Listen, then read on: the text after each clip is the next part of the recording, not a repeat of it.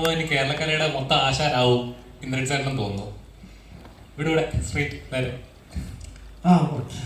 ഗംഭീര സിനിമയായിരുന്നു ചേട്ടാ. കണ്ട് ഒരുപാട് കണ്ണ് നിറഞ്ഞ് ഒരുപാട് ചിരിക്കാൻ പറ്റി. നല്ലൊരു സിനിമ വന്നതിന് ഞങ്ങൾ താങ്ക്സ് പറയുകയാണ്. അപ്പം എങ്ങനെ ഒരു കഥാപാത്രം ചെയ്യുന്ന സമയത്ത് എനിക്ക് വേറൊരാള് ചെയ്ത് കഴിഞ്ഞാൽ എത്രത്തോളം വർക്കാവുന്ന പോലും അറിയത്തില്ല. അപ്പം ഈ ആ ഒരു സ്ട്രഗിളിങ്, അല്ലെങ്കിൽ നമ്മൾ ചേട്ടൻ പറയുന്നുണ്ട് ആ സിനിമയുടെ ഡയലോഗ് ഉണ്ട്, 10 കൊല്ലം മുമ്പ് ഞാൻ ഓടിയതാണ്. അതൊരു ഏതൊരു സിനിമാക്കാരനും അങ്ങനെ ഒരു കഥ പറയാനായിട്ടുണ്ടാവും. ഇന്ന് വന്ന വഴിയിലൂടെ തിരികെ നോക്കുമ്പോൾ ഇന്ദ്രൻ എന്ന നടനെ സംബന്ധിച്ച് എത്രത്തോളം സ്ട്രഗിളിങ് ഫീൽ ചെയ്യുന്നുണ്ട്? ഇവിടെയൊക്കെ ഒരു ബന്ധമുള്ള പോലെ തന്നെ തോന്നും.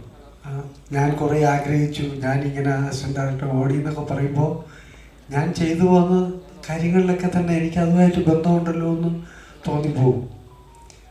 അതായിരുന്നു. പിന്നെ ഈ പറഞ്ഞ പോലെ ഞാൻ ചെയ്തത് ഒരു പക്ഷേ ഞാൻ ഇത്തിരി എക്സ്പീരിയൻസ് ഉണ്ടെന്ന് പറഞ്ഞിട്ട് കാര്യമല്ല, എന്നെ കൊണ്ട് ചെയ്യിക്കാൻ ഇദ്ദേഹം കുറച്ച് പണിയെടുത്തിട്ടുണ്ട്. അതുപോലെ വേറൊരാളായാൽ ചിലപ്പോൾ വേറൊരു രീതിയിൽ അത് കണ്ടേക്കാം. എനിക്ക് കിട്ടിയപ്പോൾ എനിക്കൊരു ആർത്തി തോന്നി, സന്തോഷം, കാര്യങ്ങളൊക്കെ. എനിക്കൊക്കെ അങ്ങനെ കിട്ടാൻ ബുദ്ധിമുട്ടല്ലേ, അങ്ങനെ ഒരു വേഷമൊക്കെ. നമ്മളൊരു പരിമിതികളൊക്കെ ഉണ്ടല്ലോ, അതാണ്. മലയാള സിനിമ ഇന്ദ്രൻ സാറിനെയാണ് ഇപ്പൊ ഏറ്റവും കൂടുതൽ ഡിമാൻഡ് എന്ന് തോന്നുന്നു. ഏറ്റവും കൂടുതൽ നല്ല കഥാപാത്രം തേടി വരാനായിട്ട് അല്ലെങ്കിൽ ഒരു കഥാപാത്രം ഇപ്പോൾ ആളുകളാണ് ഫസ്റ്റ് ഇന്ദ്രൻസ് എന്ന് പറയുന്ന ഒരു ബ്രാൻഡായി മാറിക്കൊണ്ടിരിക്കുകയാണ് ഇപ്പോൾ. അപ്പോൾ അതൊരു വലിയൊരു അംഗീകാരമായിട്ട് ഞങ്ങൾ കാണുന്നത്, ഞങ്ങൾ മലയാള സിനിമയുടെ വലിയൊരു അനുഗ്രഹമായിട്ട് ഞങ്ങൾ കാണുന്നു. അതുപോലെ ഇന്ദ്രൻ ചേട്ടാ ഇപ്പോൾ നമ്മുടെ ട്രെയിലർ ലോഞ്ചിന്റെ സമയത്ത് മമ്മൂക്ക, അതായത് പല സിനിമകളും തിയേറ്ററിൽ ഇറങ്ങുന്ന സമയത്ത് കാണാതെ പോകുന്നുണ്ട്, അല്ലെങ്കിൽ നല്ല സിനിമകളാണ് തിരിച്ചറിയാതെ പോകുന്നുണ്ട്. പക്ഷേ അന്ന് മമ്മൂക്ക എടുത്തു പറഞ്ഞ 2 സിനിമകളുണ്ട്, കുട്ടന്റെ ശിനിഗാമി, ജലധാര പംസെറ്റ്. അപ്പോൾ മമ്മൂക്ക ആ പടങ്ങളെല്ലാം കണ്ട് ഇന്നത് ഓർത്ത് വെച്ച് പറയാന്ന് പറഞ്ഞ ചെറിയൊരു കാര്യമില്ല. അപ്പോൾ ചേട്ടൻ എന്താണ് ആ സമയത്ത് ഫീൽ ചെയ്തത്? മമ്മൂക്ക ഒരു ദിവസം എന്നെ വിളിച്ചിട്ട്, അപ്പോൾ എൻ്റെ ഒരു ചെറിയ ഫോണാണ്, വാട്സപ്പൊന്നും ഇല്ലാത്ത ഫോണാണ്. എനിക്കത് കൈകാര്യം ചെയ്യാനോ അല്ലെങ്കിൽ അതിൽ ഒരുപാട് സമയം കളയാനോ ഇല്ലാന്ന് വിചാരിച്ചിട്ട് ഞാൻ ശ്രമിക്കാതിരുന്നതാണ്. ഒരു ദിവസം മമ്മൂക്ക, അപ്പം എല്ലാവരും വിളിക്കുന്ന മോൻ്റെ ഫോണിൽ വിളിക്കും, വിശേഷം അന്വേഷിക്കും, തിരിച്ചു പറയും. അപ്പോൾ ഒരു ദിവസം എൻ്റെ അടുത്ത് ഫോൺ തന്നിട്ട് വഴക്ക് പറഞ്ഞു. നമുക്ക് വല്ലതും പറയണമെങ്കിൽ തന്നെ കുട്ടികളെടുത്താണോ പറയാൻ, ഞങ്ങളെ പോലെയുള്ള തെറിയൊന്നും കേൾക്കണ്ടല്ലോ എന്നൊക്കെ പറഞ്ഞു. അങ്ങനെ അത് തുടങ്ങിയത്. അപ്പോൾ എന്നിട്ട് അത് എടുത്തന്നെ ഞാൻ വിളിച്ച് പറഞ്ഞു, റെഡിയായിരുന്നു. അന്നേരമാണ് ഈ ശിനിഗാമിയുടെ കാര്യവും, കുട്ടൻ്റെ ശിനിഗാമി, ജലധാര പമ്പ് സെറ്റിനെ കുറിച്ചൊക്കെ പറഞ്ഞത്. അപ്പോൾ അതുകൊണ്ടാണ് ഞാൻ കുറച്ച് നേരത്തെ പറഞ്ഞത്, ഈ ചിലർ വലിയ ആവേശത്തോടെ സിനിമയും കഥയൊക്കെ പറഞ്ഞ് ആർട്ടിസ്റ്റുകളൊക്കെ വിളിക്കും. ഷൂട്ടിംഗ് തീരുമ്പോൾ അവരെല്ലാം നേടിയതുപോലെ അങ്ങ് തളർന്ന് ഇരുന്നേക്കും, ഇനി അവരുടെ ജോലിയല്ലാത്ത പോലെ.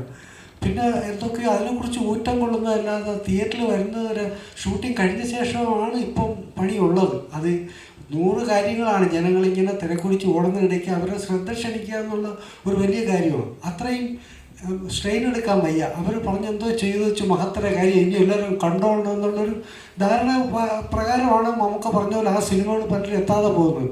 അതുകൊണ്ടാണ് ഞാൻ അങ്ങനെ ചെയ്യുന്ന, അത്രയും ഊർജ്ജമുള്ള, അങ്ങനെ സിനിമ അറിയാവുന്ന ജനങ്ങളെ ബഹുമാനിക്കുക എന്ന് തന്നെയാണ് പറയേണ്ടത്.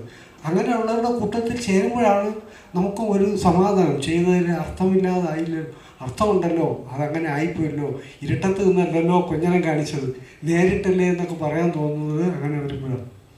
ഇന്ദ്രൻ ചേട്ടാ ഇപ്പം മെയിൻ ട്രെൻഡ് ആണല്ലോ ഈ പറഞ്ഞ പോലെ, ഇവിടെ ഇപ്പം മെയിൻ ട്രെൻഡാണ് ഈ പറഞ്ഞത് നമ്മുടെ കോസ്റ്റ്യൂമുകൾ. ഇപ്പം എല്ലാവരും ഇപ്പം മമ്മൂക്ക എന്ന് പറഞ്ഞാൽ മമ്മൂക്കയുടെ കോസ്റ്റ്യൂം ട്രെൻഡിങ് ആണ്. അപ്പം ഇപ്പം ഇന്ദ്രൻ സെറ്റിൽ ഇട്ടിരിക്കുന്ന ഷർട്ട് അപ്പോൾ അത്യാവശ്യം നല്ല ട്രെൻഡിങ് ആയിട്ടുള്ള ഇതാണ്. എന്താണ് ഇതിന്റെ രഹസ്യം? എന്താണ്? പ്രായമാവുന്നവരല്ലേ ഇതൊക്കെ ചെയ്യാൻ പറ്റൂ. ഈ പ്രായത്തിൽ അടിച്ചു പൊളിച്ച് നടക്കാൻ വിചാരിച്ചത്, കുറച്ച് കഴിഞ്ഞാൽ പിന്നെ പറ്റില്ലല്ലോ. ഗംഭീരമായിട്ടുണ്ട്.